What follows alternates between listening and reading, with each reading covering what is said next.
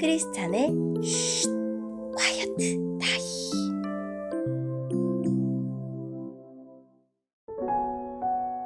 샬롬, 크리스찬 성도님들 반갑습니다. 오늘의 본문은 사무엘하 2장 12절부터 32절까지의 말씀입니다. 본문의 제목은 이스라엘과 유다의 전쟁입니다. 본문을 읽기 전에 어떤 내용인지 요약본을 먼저 읽어드릴게요. 이스보셋의 군대 장관 아브넬과 다윗의 군대 장관 요압이 국경 지역에서 만나 치열한 전투를 벌였습니다. 요압의 동생 아사헬이 이 전투에서 전사합니다. 오늘의 본문 12절입니다. 넬의 아들 아브넬과 사울의 아들 이스보셋의 종들은 마하나임을 떠나서 기브온으로 갔습니다. 스루야의 아들 요압과 다윗의 부하들도 그곳으로 갔는데 기브온 연못가에서 아브넬과 이스보셋의 부하들을 만나게 되었습니다. 아브넬의 무리는 연못가에 앉았고 요압의 무리는 그 맞은편에 앉았습니다. 아브넬이 요압에게 말했습니다. 젊은이들을 일으켜서 여기에서 겨루어보자.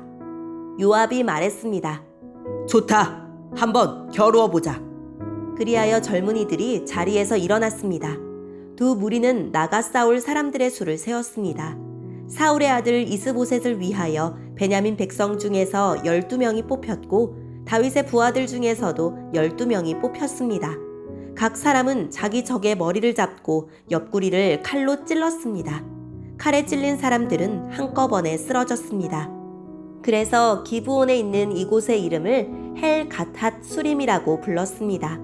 그날의 힘겨루기는 끔찍한 전쟁이 되어버렸고 그 결과 다윗의 부하들이 아브넬과 이스라엘 사람들을 물리쳐 이겼습니다. 스르야의 세 아들인 요압과 아비새와 아사헬이 그 싸움터에 있었습니다. 아사헬의 발은 마치 들의 사슴처럼 빨랐습니다. 아사헬이 아브넬에게 곧장 나아가서 아브넬을 뒤쫓았습니다. 아브넬이 뒤를 돌아보며 물었습니다. 네가 아사헬이냐? 아사헬이 대답했습니다. 그렇다. 내가 아사헬이다. 아브넬이 아사헬에게 말했습니다. 나를 그만 쫓고 오른쪽이나 왼쪽으로 방향을 돌려서 다른 젊은 군인을 붙잡고 그의 무기를 빼앗아 가거라.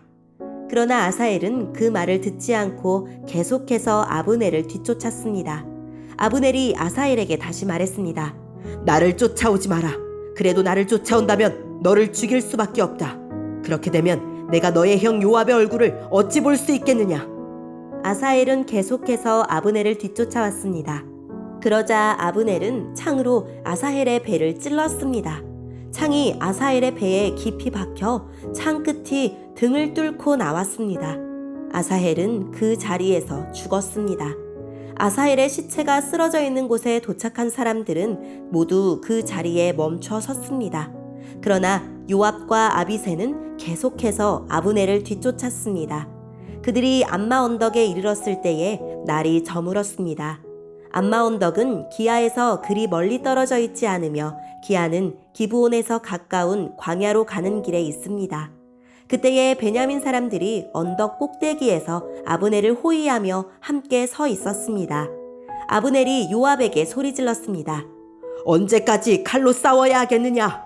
이렇게 싸우면 슬픔만이 있을 뿐이라는 것을 너도 알지 않느냐? 사람들에게 우리를 뒤쫓는 일을 그만두게 하여라. 요압이 말했습니다. 살아계신 하나님께 맹세하지만 만약 네가 아무 말도 하지 않는다면 사람들이 너희들을 내일 아침까지 뒤쫓았을 것이다. 그리고 나서 요압은 나팔을 불었고 그의 부하들은 이스라엘 사람들을 뒤쫓는 일을 그만두었습니다. 요압의 부하들은 이스라엘 사람들과 더 이상 싸우려 하지 않았습니다. 아브넬과 그의 부하들은 밤새도록 걸어서 아라바를 지나 요단강 골짜기를 건너갔습니다. 하루 종일 걸은 뒤에 그들은 마침내 마하나임에 이르렀습니다. 요압은 아브넬 뒤쫓기를 멈추고 돌아와서 백성들을 모았습니다. 아사헬을 비롯해서 다윗의 부하 19명이 보이지 않았습니다. 다윗의 부하들은 아브넬을 따랐던 베냐민 사람 360명을 죽였습니다. 다윗의 부하들은 아사헬의 시체를 거두어 베들레헴에 있는 그의 아버지의 무덤에 묻어주었습니다. 그리고 나서 요압과 그의 부하들은 밤새도록 걸었습니다. 그들이 헤브론에 이르자 동이 트기 시작했습니다. 아멘. 오늘의 본문을 통해 이해할 수 있는 부분은 무엇일까요? 아브넬의 군대와 요압의 군대가 기브온 연못에서 충돌합니다. 한 나라에 두 왕이 있으니 싸움이 있을 수밖에 없습니다. 그러나 블레셋이라는 강력한 적을 두고 자칫 공멸할 수도 있는 무모한 싸움입니다. 이런 상황을 알기에 아브넬이 대표전을 제안하고 요압이 수용합니다. 그러나 희생을 최소화하려고 시작한 대표전은 서로 몰살하는 비극으로 치닫고 삽시간에 전면전으로 확대됩니다. 전쟁은 결국 다윗 군대의 승리로 끝이 납니다. 한편 요압의 아우 아사엘은 퇴각하는 아브넬을 무리하게 추격하다가 아브넬의 창에 맞아 전사합니다. 이에 요압과 아비새가 복수를 하려고 날이 저물 때까지 아브넬을 추격합니다. 두 군대가 다시 충돌한다면 서로 큰 피해를 입을 것이 자명했습니다. 다행히 아브넬이 휴전을 제안하고 요압이 수용합니다. 이 싸움으로 아브넬의 군인 360명이 죽고 요압의 군인 아사엘을 포함하여 20명이 전사합니다. 오늘의 본문을 통해 알 수 있는 우리 하나님은 어떤 분일까요? 하나님은 예수 그리스도를 왕으로 섬기는 사람에게 승리를 약속하십니다. 사울의 아들 이스보셋은 무너진 옛 전통이고 다윗은 하나님이 새롭게 세우신 자를 상징적으로 뜻합니다. 오늘날 우리는 예수님 편에 서서 하나님이 계획하신 자리에 앉아 있는지 살펴봅시다. 오늘의 본문을 통해 우리에게 주시는 교훈은 무엇일까요? 명분 없는 전쟁에서 승리한 사람은 아무도 없고 무고한 청년들만 무의미한 죽임을 당합니다. 서로 동족이고 형제들이지만 권력자들의 희생양이 되어 상대를 죽여야만 살 수 있는 헬 갓핫 수림, 즉 칼의 벌판으로 내몰린 것입니다. 그들은 정치적으로 우위를 점하고 자존심을 세우는 것보다 사람의 생명을 지키고 평화를 유지하는 것을 더 중요하게 여겼어야 했습니다. 승리를 향한 무모한 집착은 위험합니다. 아브넬과 이스라엘 군사들이 패하여 도망할 때 발이 들로들같이 빠른 아사엘이 아브넬을 맹추격했습니다. 아사엘을 죽이길 원치 않았던 아브넬이 추격을 멈추고 다른 데서 공을 세우라고 조언했지만 아사엘은 아브넬을 죽여서 유다의 승리를 가져올 생각뿐이었습니다.